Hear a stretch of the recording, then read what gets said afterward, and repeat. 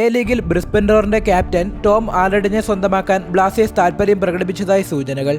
2019-ൽ Brisbane റോവറിലെത്തി പിന്നീടുള്ള 115 മത്സരങ്ങൾ ടീമിനെ നയിച്ച ടോം ആൽറെഡ് ഈ സീസണിന് ശേഷം ക്ലബ്ബുമായി വേർപിരിയുമെന്ന സൂചനകളാണ് പുറത്തുവരുന്നത്.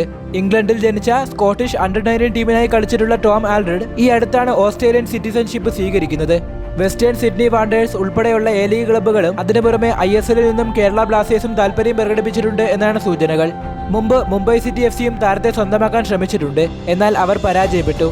ബ്ലാസ്റ്റേഴ്സിന്റെ Croatian centre back Marko Leskovic വരുന്ന സീസണിൽ ബ്ലാസ്റ്റേഴ്സ് വിടുമെന്ന് ഉറപ്പായിരിക്കെ താരത്തിന്റെ പകരക്കാരനായാകാം ബ്ലാസ്റ്റേഴ്സ് ടോം ആൽറെഡിനെ നോട്ടമിടുന്നത്. എന്നാൽ ഇക്കഴിഞ്ഞ സീസണുകളിലെല്ലാം ഏഷ്യൻ കോട്ടയിൽ കരോലിസ് കിംഗ്സ് ടീമിലെത്തിച്ചിട്ടുള്ളത് മുന്നേറ്റത്തിന് താരങ്ങളെയാണ്. ഒപ്പം ഇക്കഴിഞ്ഞ സീസണുകളിലൊന്നും തന്നെ 32 വയസ്സിൽ കൂടുതലുള്ള വിദേശ താരങ്ങളെയും സൈൻ ചെയ്തിട്ടില്ല. എന്തായാലും ടോം ആൽറെഡിൽ താൽപര്യം മാത്രമാണ് പ്രകടിപ്പിച്ചിട്ടുള്ളത്.